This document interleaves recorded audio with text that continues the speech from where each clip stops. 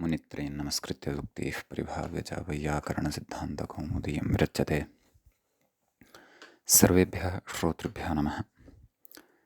अस्माभिः गतपाठे यद्यत् पठितं तद् एकवारं स्मरामः। वयं तावत् वैयाकरणसिद्धान्तकौमुदी इत्याख्यस्य ग्रन्थस्य तत्र अच्सन्धिप्रकरणे भवामः।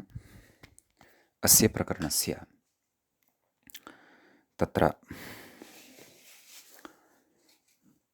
45 पाठः गतपाठः अस्माकं क्रमे प्रवृत्तः। अस्मिन् पाठे अस्य पाठस्य आरम्भे अस्माभिः ओमाङोश्च इति सूत्रं पठितं। तत्र ओमि आङि च आत्परे तत्र पररूपमेकादेशः स्यात् इति तस्य सूत्रस्य अर्थः। तत्र शिवायोन्नमः इति उदाहरणम् अस्माभिः साधितम्। नाम ओम् इति शब्दे परतः अथवा ओम् इति अव्यये परतः शिवायोन्नमः इति साधितम्। ततश्च आङि परतः तत्र शिव एहि शिवेहि इति रूपं साधितं। विशिष्य च शिवेहि इति प्रयोगे आङः विषये अस्माभिः तत्र विशिष्टाः सिद्धान्ताः अपि ज्ञाताः। ततः परं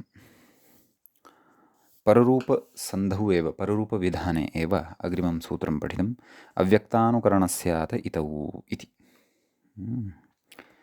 तत्र सूत्रार्थः पठितः। ध्वनेः अनुकरणस्य यः अच्छब्दः तस्मात् इतौ परे पररूपमेकादेशः स्यात् इति तस्य अर्थः।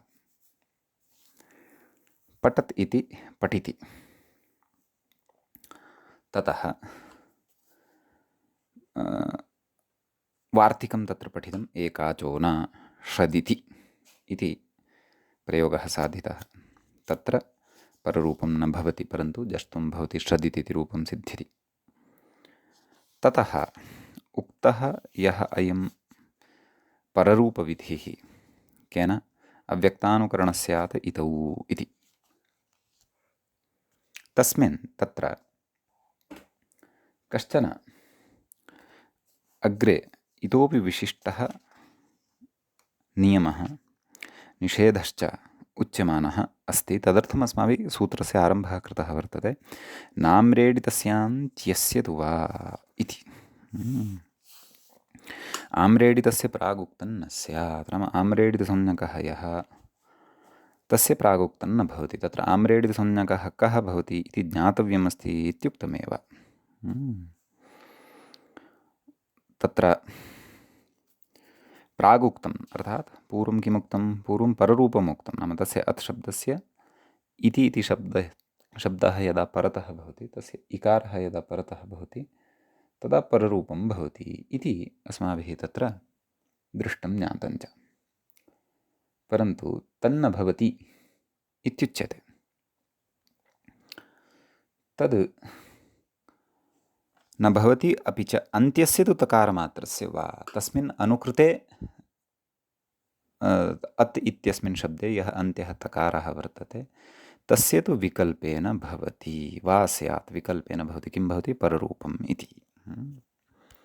इति अस्माभिः तत्र नाम्रेडितस्यान्त्यस्य तु वा इत्यस्य सूत्रस्य तत्र अर्थः चिन्तितः, अर्थः विचारितः। यद्यपि सः अर्थः गतपाठे पूर्णतया स्पष्टतां न गतः वर्तते। कुतः? यतः सूत्रे सूत्रार्थे वा आगतानि तानि विशिष्टानि यानि पदानि, वस्तुतः एकमेव विशिष्टं पदमत्र आगतम्, आम्रेडितं।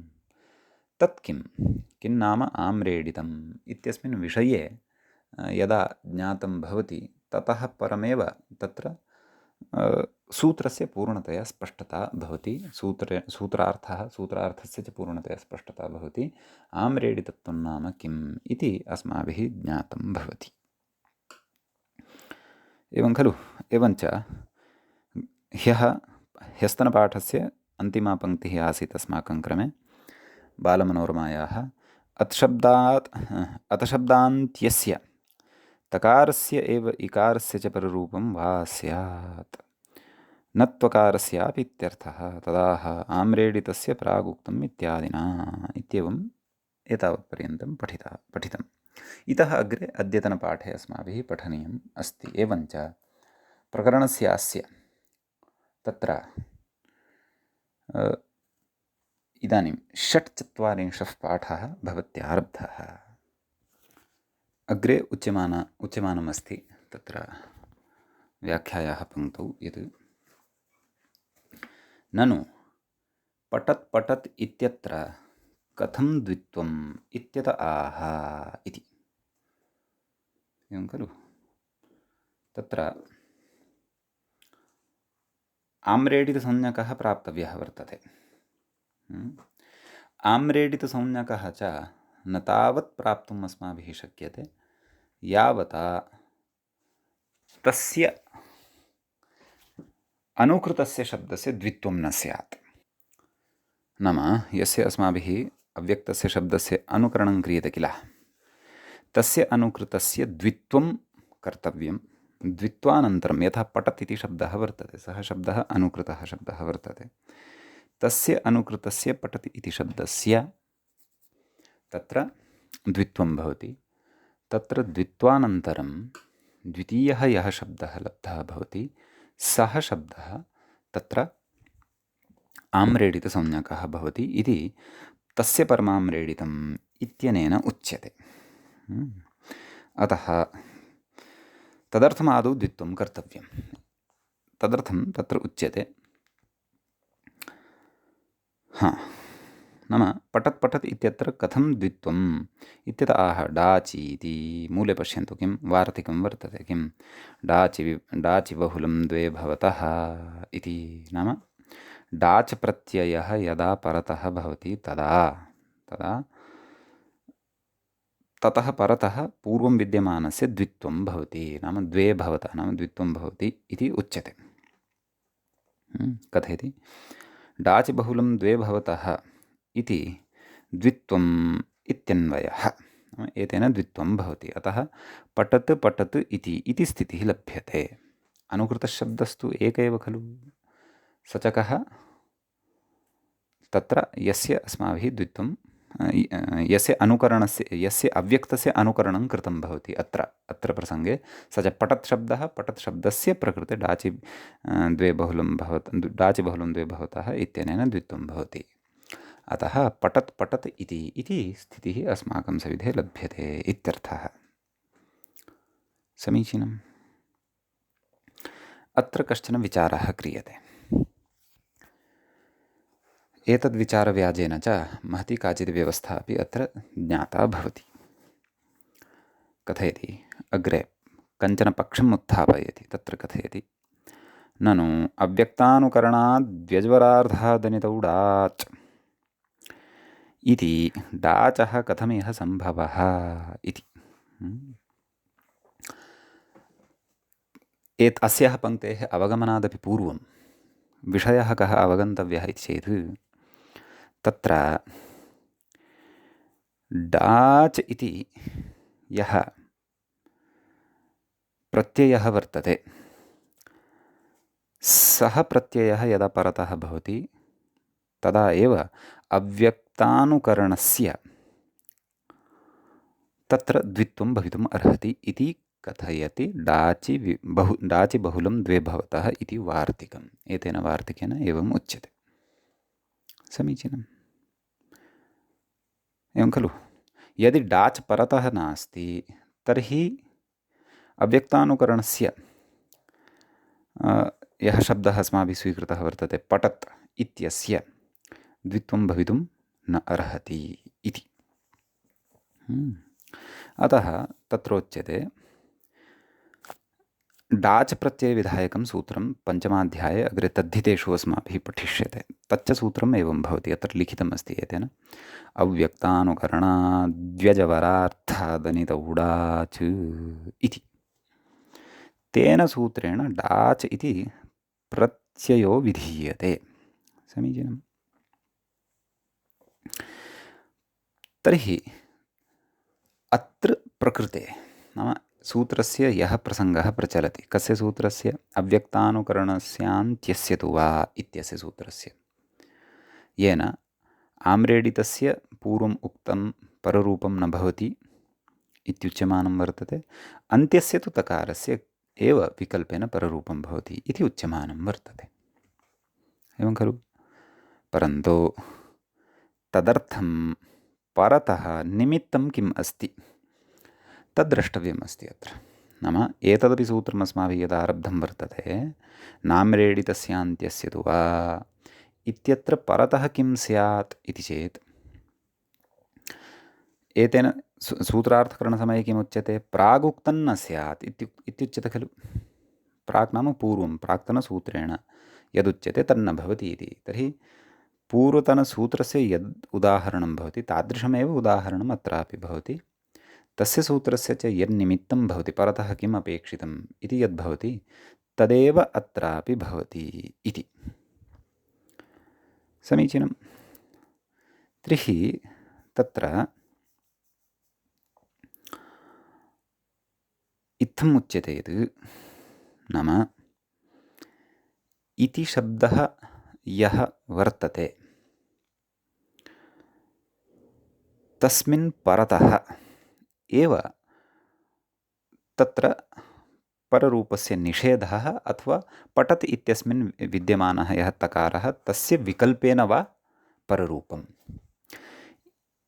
इति अपेक्षा वर्तते नाम्रेडितस्यान्त्यस्य तु वा इति आरब्धस्य सूत्रस्य कृते। नाम अस्य कृते अपि पठत् इति शब्दात् परतः इति अपेक्षितं। समीचीनम्।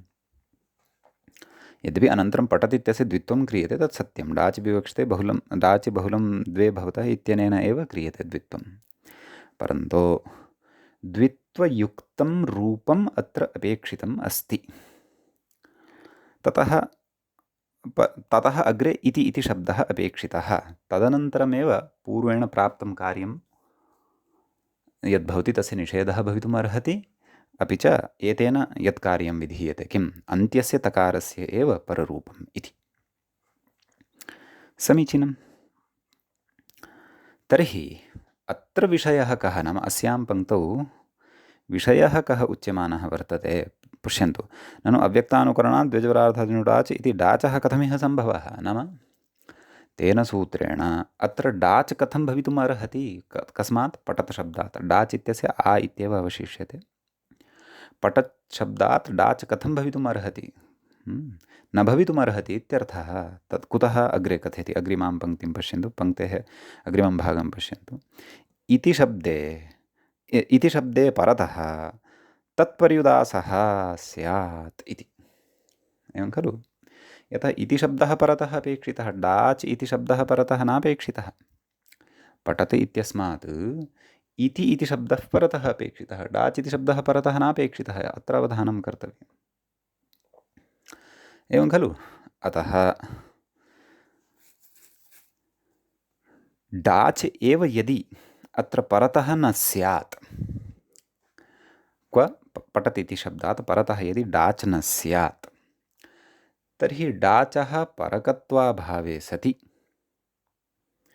तत्र इति पठत् इत्यस्य द्वित्वमपि न स्यात्। केन? डाचि बहुलं द्वे भवतः, यथा तेन वार्तिकेन किमुच्यते?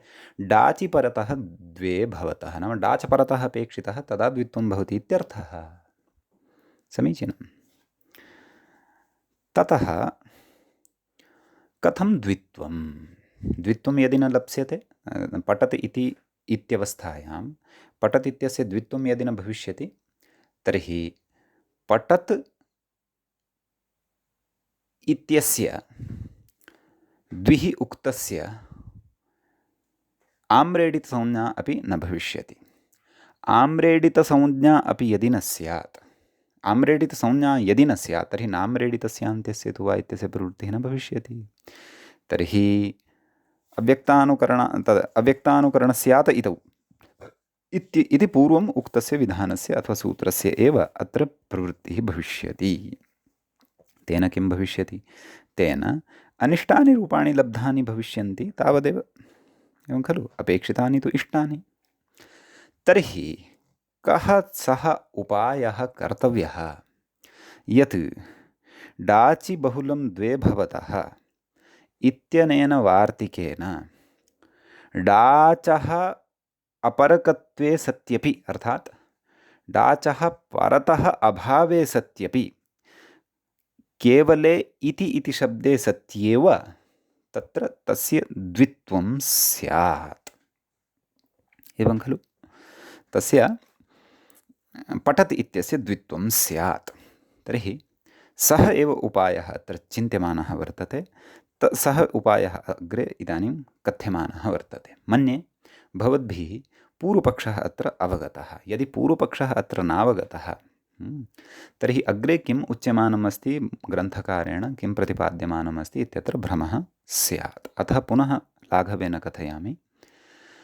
पठत् इति इत्यवस्थायां पठत् इत्यस्य द्वित्वम् अपेक्षितम्। तच्च डाचि परतः एव भवति इति कथयति डाचि बहुलं द्वे भवतः इति वार्तिकम्। परन्तु पठत् इति इत्यत्र तु डाच् प्रत्ययः भवितुं नार्हति। यतः पठत् इत्यस्मात् तु इति शब्दः परतः भवेदेव। तदा एव एतेन सूत्रेण यदुच्यमानं वर्तते नाम्रेडि तस्यान्त्यस्य दुवा इत्यनेन, अपि च गतसूत्रेण यदुच्यमानं वर्तते तस्य च अत्र प्राप्तिः एतेन च प्रवृत्तिः भविष्यति। अतः अस्य सूत्रस्य प्रवृत्तिः यदि दर्शनीया तर्हि पठत् इत्यस्य आम्रेडितसंज्ञा अपेक्षिता। सा च आम्रेडितसंज्ञा पठत् इत्यस्य द्वित्वे सत्येव लप्स्यते। यतः ययोः द्वित्वं क्रियते तयोः प्रथमं न द्वितीयं यद् अस्ति परतः यद् वर्तते तस्य आम्रेडितसंज्ञा भवति इति अचिरेण वक्ष्यते। एवं खलु, अतः द्वित्वस्य अपेक्षा अस्ति, परन्तु डाच् अत्र न विहितः, न विधातुं शक्यते। कुतः? इति शब्दः परतः वर्तते।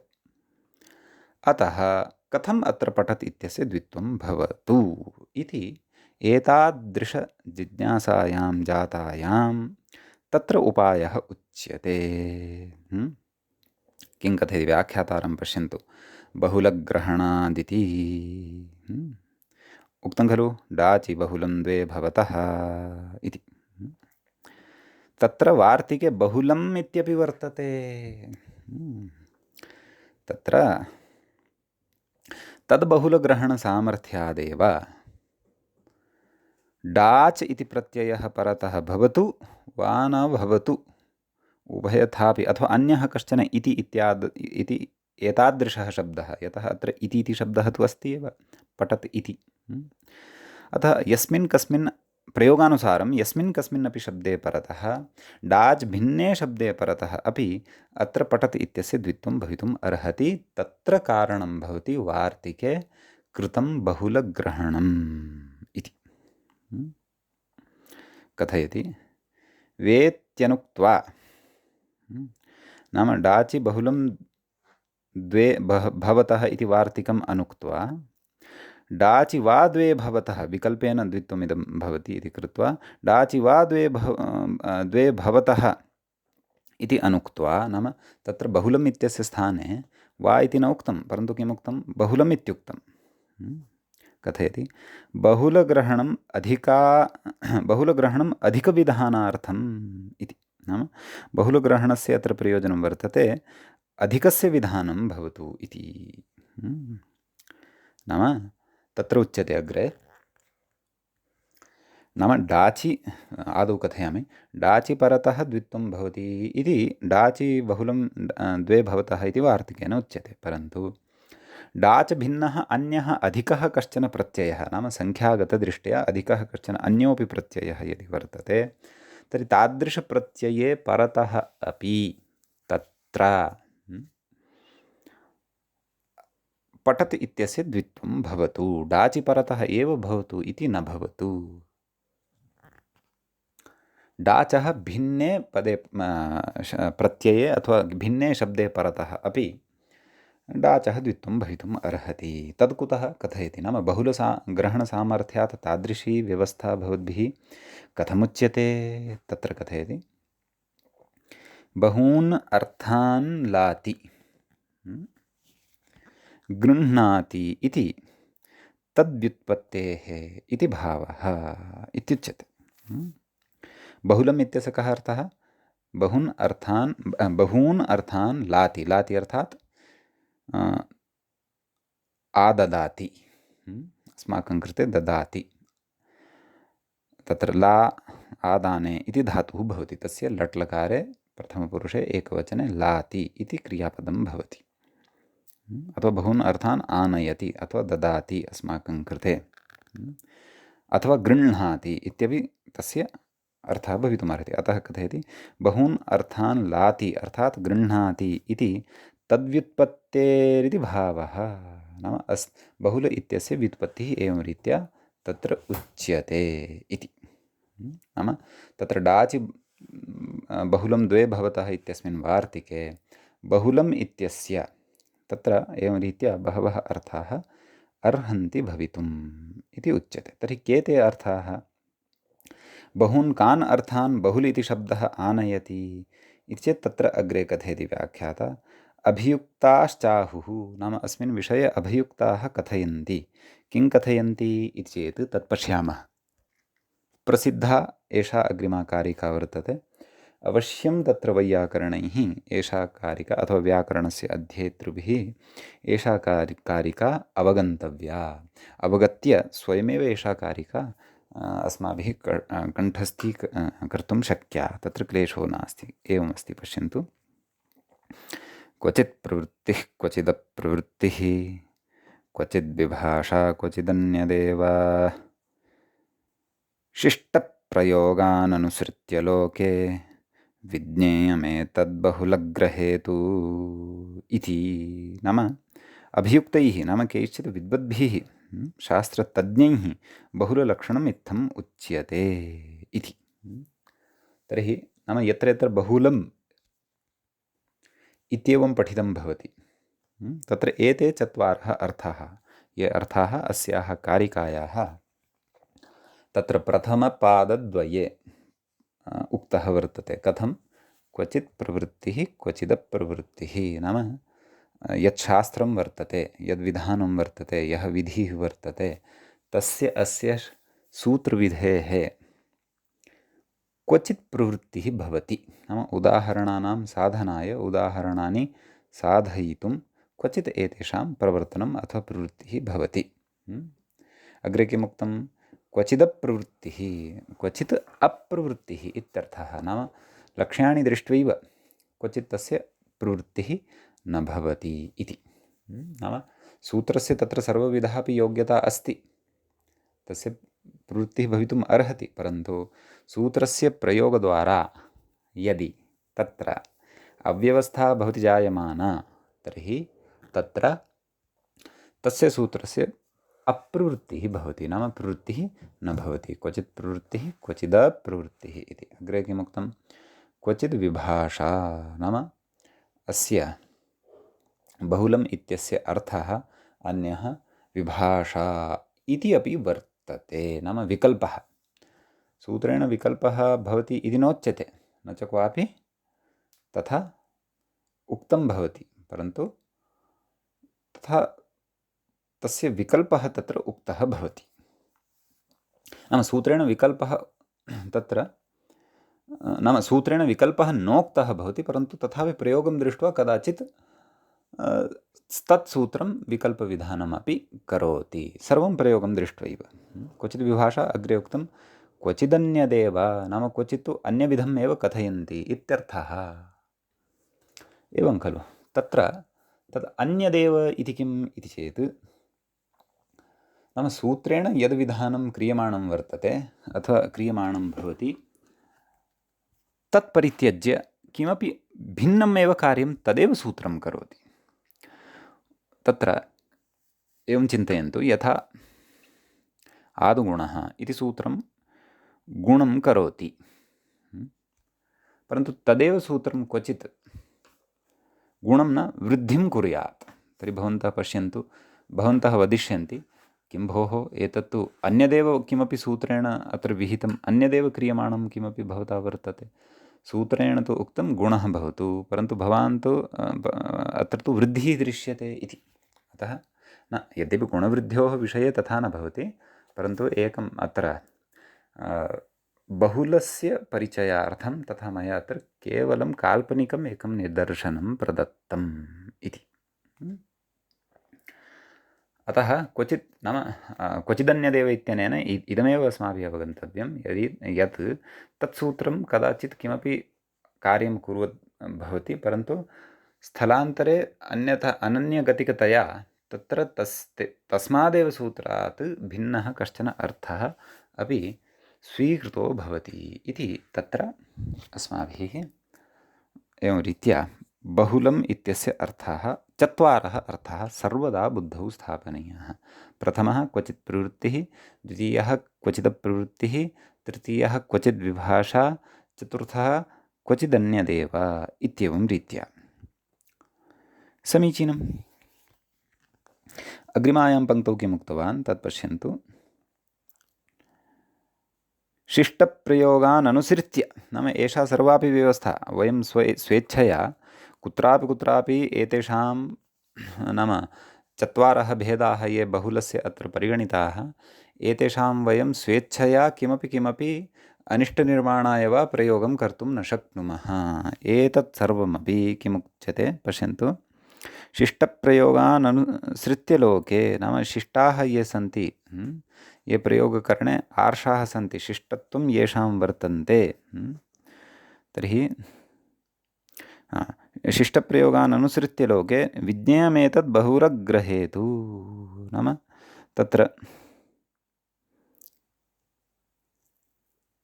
लोकम् अनुसृत्य नैव शिष्टप्रयोगान् अनुसृत्य लोके विज्ञेयमेतद् बहुलग्रहेतु। अतः अस्मिन् तत्र लोके, विशिष्य व्याकरणलोके, तत्र बहुलग्रहणस्य तथा रीत्या अस्माभिः बोधः कारणीयः, अथवा तत्र किमुक्तं, लोके विज्ञेयमेतम्, अर्थात् लोके एवं रीत्या वक्तव्यम्। अत्र द्वितीयायां पङ्क्तौ पाठभेदः अपि दृश्यते। तत्र एवमपि एषा वार्तिका, इदं वार्तिकं श्रूयते। क्वचिदप्रवृत्तिः क्वचित् प्रवृत्तिः क्वचिदप्रवृत्तिः क्वचिद् विभाषा क्वचिदन्यदेव विधेर्विधानं बहुधा समीक्ष्य चतुर्विधं बाहुलकं वदन्ति, नाम बाहुलकं चतुःप्रकारकं वर्तते इति केचन कथयन्ति इत्यर्थः। इदानीम् अग्रे उच्यते,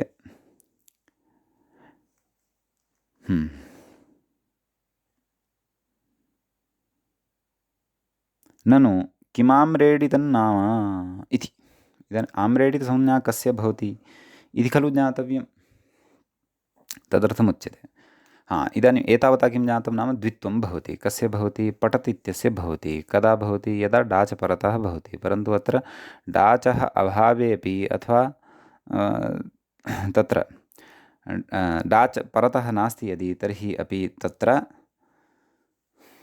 इति शब्दपरतः अपि द्वित्वम् अर्हति भवितुम्। अतः तत्र अग्रे कथयति,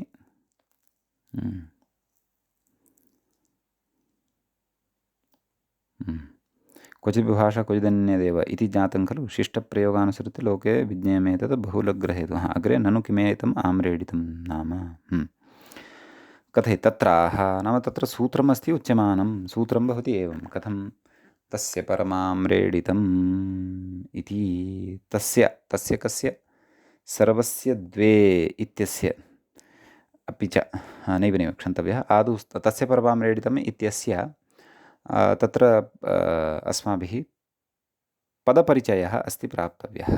तत्र सर्वस्य इति यद् वर्तते प्रथमं पदं, नैव सर्वस्य नास्ति, तस्य इति अस्ति।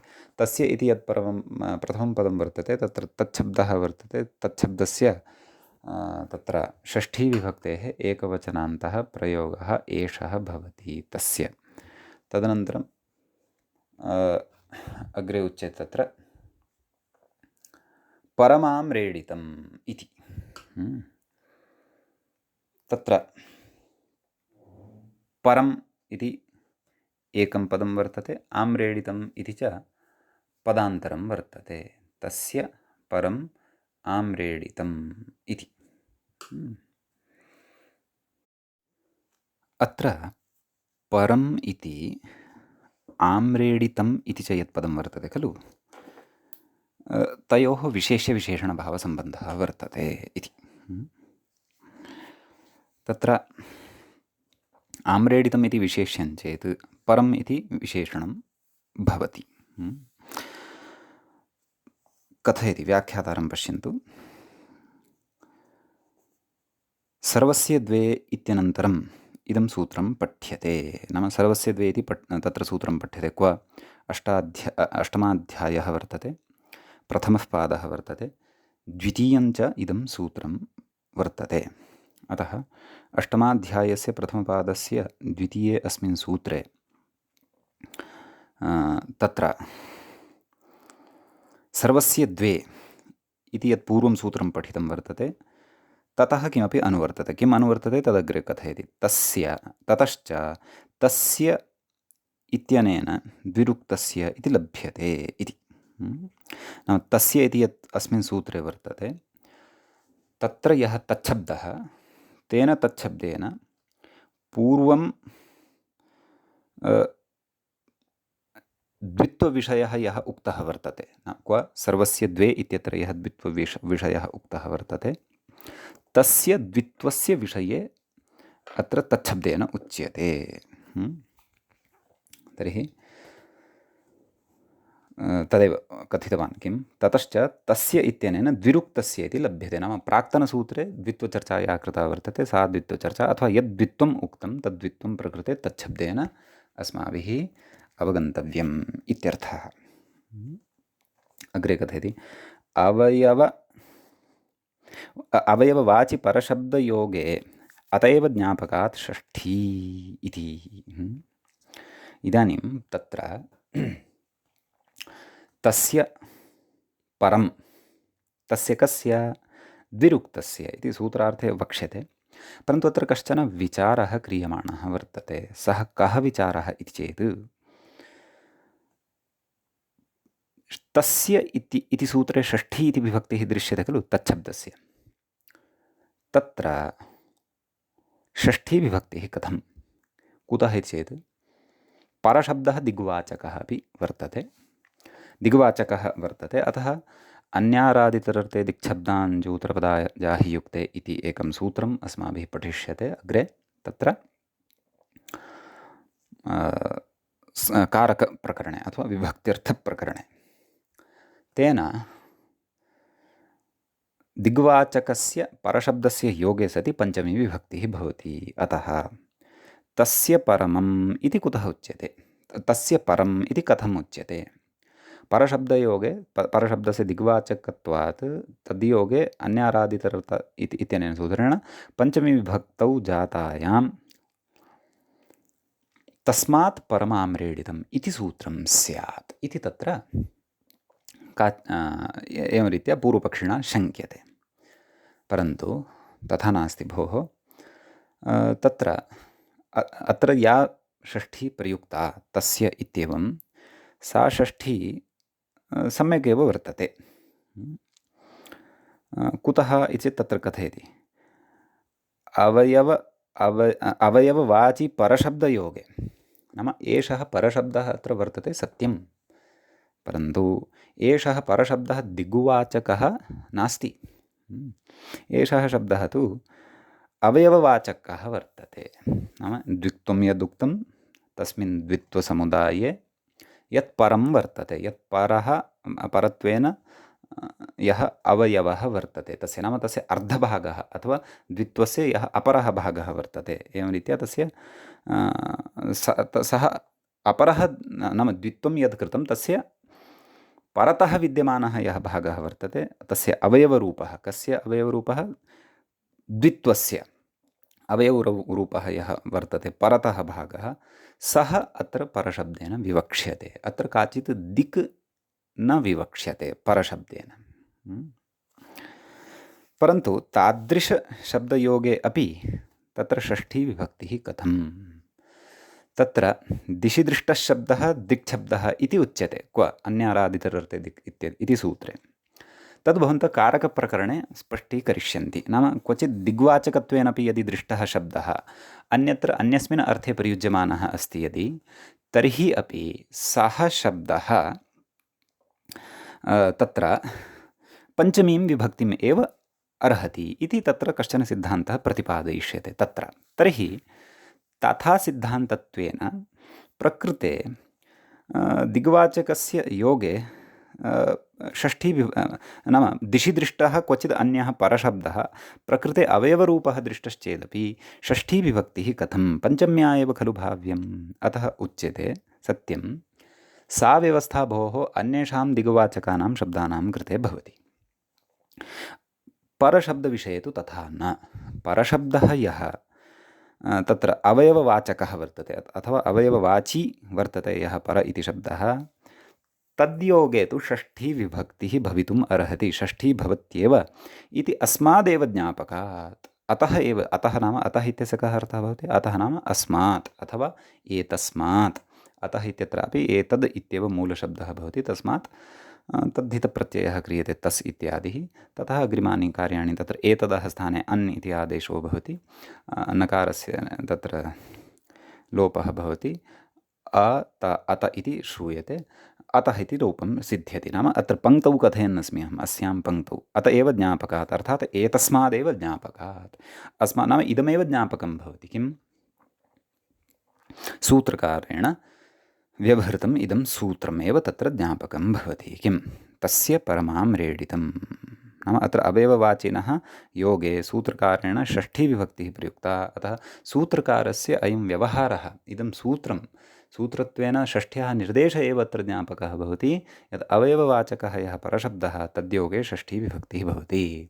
अन्यथा अन्यत् सूत्रं किमपि भवन्तः न द्रक्ष्यन्ति यत् अवयववाचकस्य परशब्दस्य योगे षष्ठीं विभक्तिं वदेत् क्व विभक्तिप्रकरणे। अतः काश्चन विभक्तयः अस्माभिः तत्र ज्ञापकबलात् ऋषिवचनं किमत्र सूत्रमेव अस्ति खलु, ऋषिवचनरूपं यज्ञापकं भवति तज्ज्ञापकबलात् काश्चन विभक्तयः साधनीयाः भवन्ति। अन्याः अपि एतादृश्यः विभक्तयः अन्याभिः युक्तिभिः अस्माभिः साधयिष्यन्ते, तेषां चर्चा अग्रे भविष्यति। समीचीनम्। अतः अग्रे कथयति तदाह किमाह तत् पश्यन्तु। द्विरुक्तस्य इत्यादिना इति।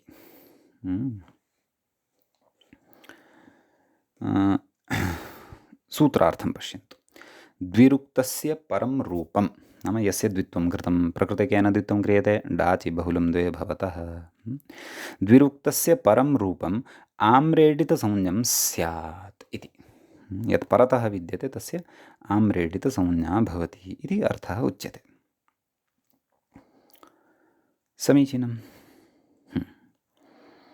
तर्हि अग्रे किं कथयति? प्रयोगसिद्धिः क्रियते। प्रयोगः कः? पठत् पठेति इति साधनीयः। कथयति पठत् पठत् इति स्थिते, द्वित्वं केन? डाचि बहुलं द्वे भवतः इत्यनेन। पठत् पठत् इति स्थिते, पठत् पठत् इति स्थिते वस्तुतः एषा पङ्क्तिः किञ्चित् अपूर्णा अस्ति अत्र व्याख्यातुः इति मम भाति। पठत् पठत् इति स्थिते अत्र एकः इतिकारः इतोपि योजनीयः। भवतां हस्ते यदि अङ्कनी अस्ति तर्हि अङ्कन्या मध्ये योजयन्तु, अन्यथा पठत् पठत् इति स्थिते, इति शब्दस्य स्थिते इत्यनेन अन्वयः स्यात् न। स्थितिः का अपेक्षिता? स्थितिः पठत् पठत् इति नापेक्षिता, स्थितिः पठत् पठत् इति अपेक्षिता। अतः पङ्क्तिम् एवं पूरयन्तु एतां। पठत् पठत् इति स्थिते तकारस्य इकारस्य च पररूपम्, अर्थात् द्वितीयः यः पठत् वर्तते कः? किं संज्ञकः? आम्रेडितसंज्ञकः। तत्र नाम्रेडितस्यान्त्यस्य तु वा इत्यस्य प्रवृत्तिः खलु कर्तव्या। किमुच्यते तेन पश्यन्तु। नाम अस्यां स्थितौ, कस्यां स्थितौ? पठत् पठत् इति एतस्यां स्थितौ नाम्रेडितस्यान्त्यस्य तु वा इति सूत्रं प्रवर्तयन्तु। किं कथयति पश्यन्तु। आम्रेडितस्य प्रागुक्तं न स्यात्, अर्थात् अव्यक्तानुकरणस्यात् इतौ इत्यनेन आदौ अत् इ नाम पठत् पठत् इति इत्यत्र द्वितीयस्य पठत् इत्यस्य यः अत् इति इत्यस्य च यः इ तयोः उभयोः स्थाने पररूपं प्राप्यमाणमासीत्। पठत् पठिति रूपं भवति स्म, यथा तत्र अस्माभिः केवलं पठिति इति साधितं, तद्वत् अत्र पठिति इति साधितं, तद्वत् अत्रापि पठिति इति स्यात्, एवं खलु। अतः आदौ तु तस्य निषेधः उक्तः, किं न इति, क्व नाम्रेडितस्य इत्यत्र, नाम्रेडितस्यान्त्यस्य तु वा। अग्रे किमुक्तम्, अन्त्यस्य तु तकारमात्रस्य वा स्यात्, किं पररूपम् इत्यर्थः। तदेव अत्र कथयन्नस्ति व्याख्याता। किं कथयति, तकारस्य इकारस्य च पररूपम् इकारः इति। नाम पठत् पठत् इत्यत्र यः अन्त्यः तकारः परतः च विद्यमानः वर्तते इकारः, तयोः द्वयोः अपि स्थाने पररूपत्वेन इकारः एव आगच्छति इति। तर्हि का स्थितिः जायते, पठत् पठ इति, तकारः तु तस्य रूपं गृहीतवान् यः अग्रे आसीत् इकारः, अतः पठत् पठ इति, पठत् पठ इत्यवस्थायां कथयति अग्रे, ततश्च आदगुणः, आदगुणः इत्यनेन गुणो भवति, अतः पठत् पठेति इति रूपं सिद्धं भवति इति प्रथमं रूपं सिद्धम्। पठत् पठेति वृक्षः पतितः इति, नाम वृक्षपतनसमये वारद्वयं पठत् पठत् इति शब्दः जातः इत्यर्थः। यदि तु सहृदेव सः अव्यक्तः शब्दः जातः तर्हि तु पठिति वृक्षः पतितः इति पूर्वं प्रयोगः पठितः एव, परन्तु अत्र तु काचित् भिन्ना अपि व्यवस्था दृष्टा, पठत् पठेति वृक्षः पतितः इति। अग्रे कथयति, अथ पररूपाभावपक्षे पठत् पठत् इत्यत्र, नाम यस्मिन् पक्षे पररूपं न भवति, अन्त्यस्य तु तकारस्य वा स्यात् इत्युक्तं खलु, अर्थात् अनयोः तकार इकारयोः यस्मिन् पक्षे पररूपं न भवति तस्मिन् पक्षे प्रयोगः कथम् इति उच्यते। कथयति, पररूपाभावपक्षे पठत् पठत् इत्यत्र, पठत् पठत् इति इत्यत्र, अत्र सम्यक् उक्तवान्, नाम पठत् पठत् इति इत्यत्र कथयति, तकारस्य दकारं विधत्ते, नाम तकारः यः वर्तते तस्य दकारः विधास्यते, नाम यस्मिन् पक्षे पररूपं न भवति तस्मिन् पक्षे इत्यर्थः। समीचीनं। तर्हि का स्थितिः, पठत् पठत् इति पररूपस्य अभावपक्षः एषः, अतः अत्र विद्यमानः यः तकारः तस्य तकारस्य दकारविधानं कर्तव्यं वर्तते, तदर्थम् अग्रे सूत्रम् आरभ्यते। पुनः त्रिपाद्यां विद्यमानं न त्रिपाद्यां विद्यमानमेव सूत्रं वयम् इदानीं पठिष्यामः। जष्ट्वविधायकञ्च तत्सूत्रं भवति। सूत्रम् एवं भवति, झलां जशोन्ते इति।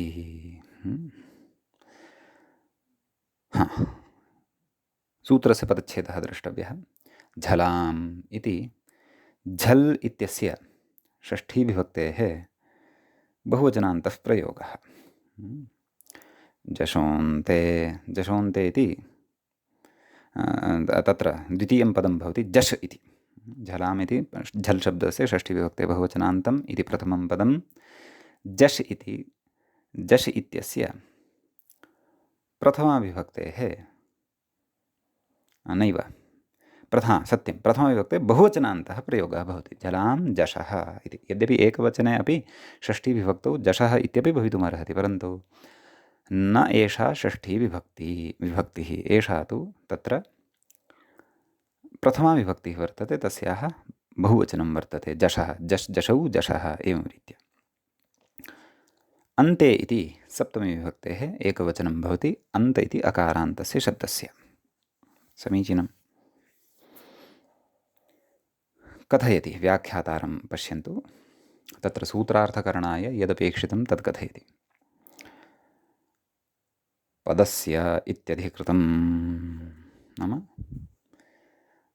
तत्रैव अग्रे गत्वा पदस्य इति अधिकारः भवति, नाम एतस्मात् सूत्रात् प्राक्तनप्रकरणे अथवा प्राक्तनसूत्रेषु सूत्रमेव वर्तते, किं पदस्य, तद् मूले अस्माभिः अग्रिमेषु प्रकरणेषु पठिष्यते। तस्य अधिकारः यावत्पर्यन्तं भवति अष्टाध्याय्यां तत्र झलान् जषोन्ते इति सूत्रमपि वर्तते इत्यर्थः। अतः कथयति पदस्य इति अधिकृतं तदाह किमाह पदान्त इति। सूत्रार्थं पश्यन्तु। पदान्ते झलां जषस्युः इति। नाम पदान्ते ये विद्यमानाः वर्तन्ते झलवर्णाः अथवा झलवर्णेषु यः कोऽपि झलवर्णः पदस्य अन्ते वर्तते तस्य स्थाने जश् इति तत्र आदेशो भवति इति। अतः सूत्रार्थः स्पष्टः। पदान्ते इति अर्थः कुतः आगतः इति चेत् तदन्तविधिना आगतः। पदस्य इति लब्धं। पदस्य इति अस्ति परन्तु अत्र तु विभक्ति विपरिणामेन अत्र तद् लभ्यते। कुतः? यतः अन्ते यद्यपि तदन्तविधेः अपेक्षा नास्ति, यतः सूत्रे एव अन्ते इति शब्दः वर्तते। तर्हि पदस्य इति यदा यातं तद् विभक्तिपरिणामेन न विभक्तिविपरिणामोऽपि नापेक्षितः। कुतः?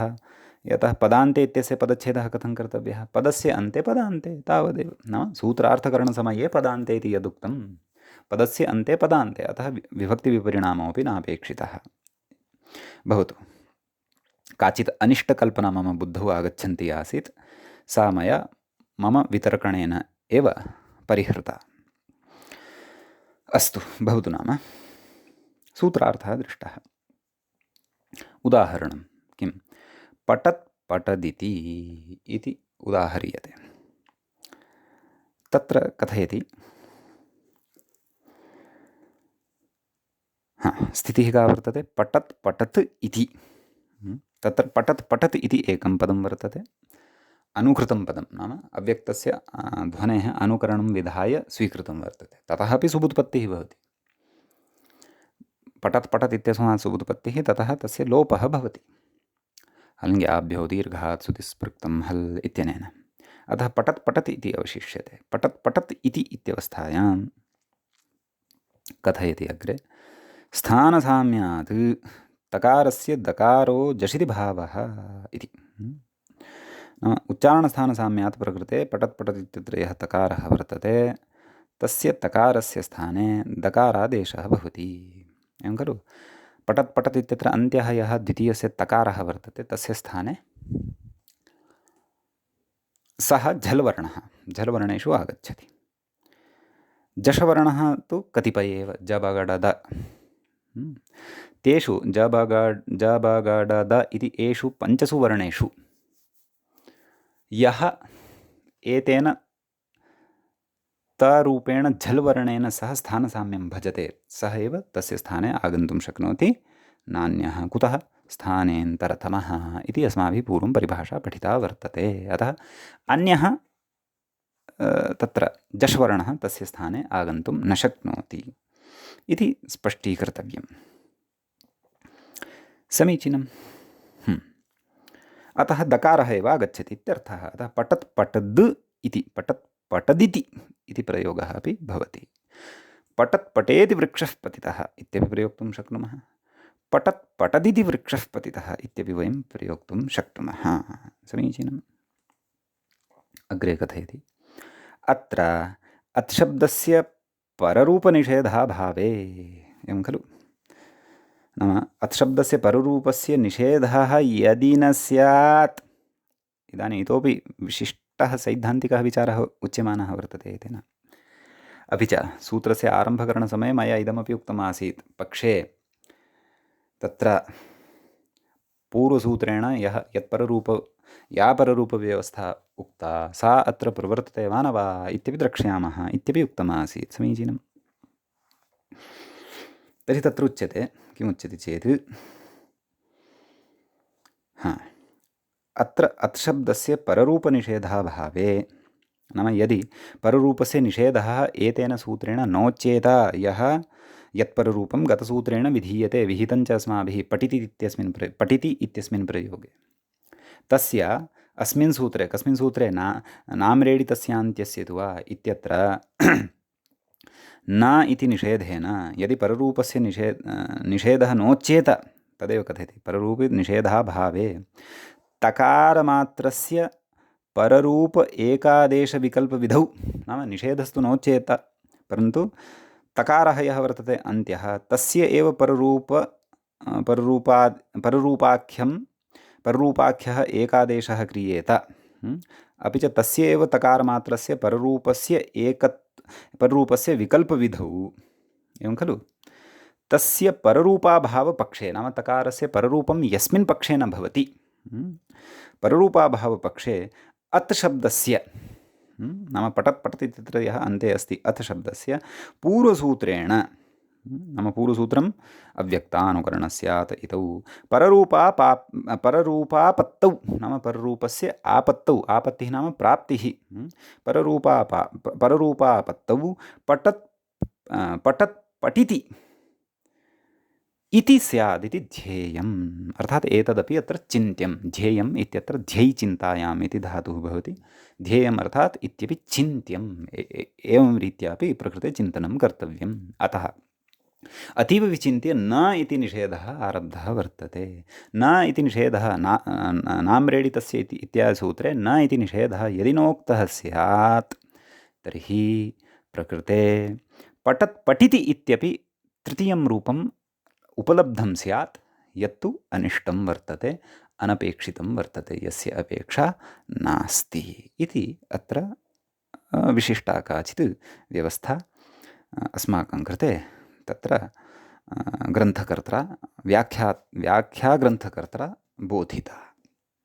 अतः दृढम् अस्माभिः ज्ञातं पठिति गतसूत्रेण सिद्धम् उदाहरणं, यत्र द्वित्वं भवति तत्र तु उदाहरणद्वयमेव, पठत् पठेति इत्येकं, पठत् पठदिति इति एकं, पठत् पठिति इति तु चतुर्थं रूपम् अनिष्टं रूपं न भवति इति अस्माभिः अत्र स्फुटतया ज्ञातम्। मित्राणि, एतावान् विशेषः एव तत्र पररूपविषयकः वर्तते। विशेषेण यद्यपि अष्टाध्याय्यां भवतां पुरतः अष्टाध्यायी स्यादेव, अष्टाध्याय्यां चर्चितानि सर्वाण्यपि सूत्राणि अत्र सन्धिप्रकरणे नाम सर्वाणि पररूपविधायकानि सूत्राणि अत्र सन्धिप्रकरणे न चर्चितानि, यथा अतो गुणे इत्यस्ति। तत् प्रकरणे अग्रे प्रसङ्गानुरोधेन, आवश्यकतानुरोधेन अथवा एवं कथयामि चेत् प्रक्रियानुरोधेन वक्ष्यन्ते ग्रन्थकारेण। परन्तु सन्धिकार्यार्थं तु तावत् पररूपव्यवस्था यावती अपेक्षिता तावती तु अत्र समग्रापि तत्र अस्माकं ग्रन्थकारेण अष्टाध्याय्याः सङ्कलय्य इह उपास्थापि। पररूपव्याजेन अस्माभिः झरां जशोन्ते इत्यपि सूत्रं दृष्टं, डाचि बहुलं द्वे भवत इति वार्तिकं पठितं, तस्य परमाम्रेडितम् इत्यपि दृष्टम्। कौमुद्यां तावत् पररूपव्यवस्था सद्यः सन्धिप्रकरणे समाप्तिं गच्छति। इदानीं वयम् अग्रिमं सूत्रम्, अग्रिमं च सन्धिं प्रविशन्तः स्मः। तदर्थं सूत्रं पठामि। सूत्रम् इत्थं वर्तते, सुपरिचितं भवतां सूत्रं, तस्य सूत्रस्य यानि उदाहरणानि सन्ति तानि उदाहरणानि अस्माभिः पदे पदे व्यवह्रियन्ते, तत्र चिन्तनं च क्रियते। एवं खलु? आम्। तर्हि सूत्रम् अस्ति अकः सवर्णे दीर्घः इति। अकः इति इत्यत्र अक् इत्यस्य शब्दस्य पञ्चमी विभक्तिः भवति, एकवचनं च भवति। तत्र क्षन्तव्यः, अस्मात् सूत्रात् पूर्वं गतसूत्रे कश्चन विशेषः वक्तव्यः इति बुद्धौ मम आगतमासीत्, पुनः तद् वदामि। किञ्चित् पृष्ठे गच्छन्नस्मि, चिन्ता नास्ति, पुनः आगमिष्यामः। अग्रिमं सूत्रं झलां जशोन्ते इति सूत्रं किल पठितं। तत्र केचन इत्थं शङ्कां कुर्वन्ति आरम्भे, भोः झलाम् इत्यत्र बहुवचनं, सर्वेपि झलवर्णाः गृह्यन्ते, जश् इत्यत्र एकवचनं, जशः इत्यत्र अपि बहुवचनं प्रथमाविभक्तेः बहुवचनम् अस्ति खलु, जशः, सर्वेपि जषवर्णाः गृह्यन्ते।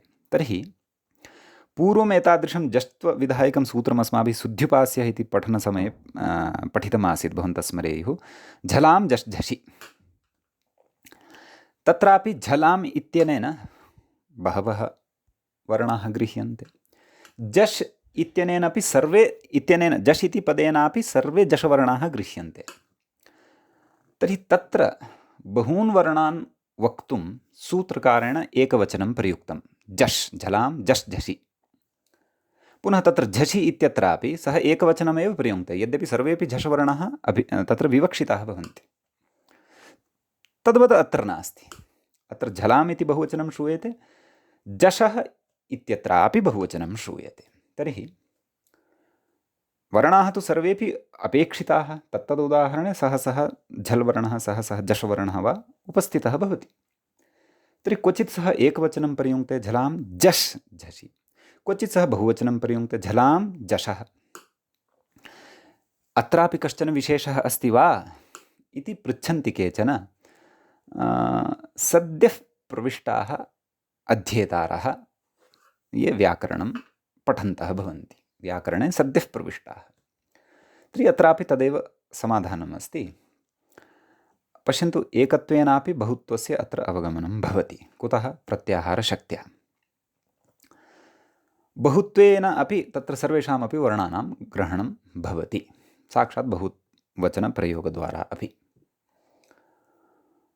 तत्र इदमेव समाधानत्वेन उच्यते यत् स्वतन्त्रः अस्ति अत्र ऋषिः एकत्वस्य बहुत्वस्य च प्रयोगे। स्वतन्त्रस्य ऋषेः नियन्तुम् अशक्यत्वात् वयं सूत्रकारं शिक्षितुम् अथवा आक्षेप्तुं न शक्नुमः। समीचीनं। सः स्वीयां व्यवस्थां द्रष्टुं कर्तुं वा स्वतन्त्रो भवति इत्युच्यते। एवं किल? अतः यदि भवतामपि श्रोतॄणां तादृशी जिज्ञासा बुद्धौ प्रविष्टा सद्य एव, तर्हि तस्याः जिज्ञासायाः अत्र एवं रीत्या परिहारः वक्तव्यः। भवतु नाम आगच्छामः अग्रे। अकः सवर्णे दीर्घः इति सूत्रम् आरब्धम् अस्ति। पदविभागः, पदपरिचयः प्राप्यमाणः वर्तते। अकः इत्यत्र पञ्चमी विभक्तिः अस्ति इत्युक्तम्। अक् इति शब्दस्य सवर्णे, सवर्णे इत्यत्र सवर्ण इत्यस्य शब्दस्य सप्तमी विभक्तिः भवति। दीर्घः, दीर्घः इति प्रथमान्तं पदं भवति, विधीयमानं प्रथमान्तं भवति। प्रथमान्तं पदं विधीयमानमेव भवति, अथवा विधीयमानस्यैव निर्देशकः भवति प्रथमान्तं, निर्देशकं भवति प्रथमान्तं पदं। समीचीनं। सूत्रे बहवः विषयाः भवतां परिचिताः सन्ति। बहवः किं, पदत्रयमपि भवतां परिचितम् अस्ति। इदानीं सूत्रार्थः कर्तव्यः वर्तते। तदर्थम् अतिरिक्तानि पदानि अनुवृत्तितया स्वीकृतव्यानि यानि तानि स्वीकृतव्यानि, तावदेव। सूत्रार्थं वयं स्वयमेव कर्तुं शक्ष्यामः। अकः, अक् कः भवति इति भवन्तः जानन्ति। तत्र प्रत्याहारनिर्माण वेलायां सूक्ष्मतया ज्ञातवन्तः अक् कः भवति। तस्यैव बहुवचनत्वं वर्तते। अयुण् इत्यतः आरभ्य लुक् इति सूत्रं यावत्। सवर्णे, सवर्णत्वं नाम किम् इत्यपि भवन्तः जानन्ति। तुल्यास्य प्रयत्नं सवर्णम् इति इत्यत्र पठितम्। ततः को नाम दीर्घः इत्यपि भवन्तः सुष्ठु जानन्ति। ऊकालो झ्रस्वदीर्घप्लुतः इत्यत्र तदपि अस्माभिः पठितम्। समीचीनम्। अतः एतावन्तं पदार्थं बुद्धौ स्थापयन्तु। अग्रिमे सूत्रे वयं तत्र अकः सवर्णे दीर्घः इत्यस्य सूत्रार्थचिन्तनपूर्वकम् अत्र विशिष्टः सिद्धान्तः अपि अग्रे चर्चयिष्यते। तत्र बुद्धिं करिष्यामः, तत्सर्वम् अपि आलोडयिष्यामः। अतः अत्रैव मङ्गलं भवति। मुनित्रयं नमस्कृत्य सूक्तिः परिभाव्य च वैयाकरणसिद्धान्त कौमुदीयं विरच्यते। एवञ्च अच्सन्धिप्रकरणस्य अस्य अयं षट्चत्वारिंशः पाठः अपि समाप्तिं गतः। नमः सर्वेभ्यः श्रोतृभ्यः। अग्रिमपाठे पुनः मिलामः।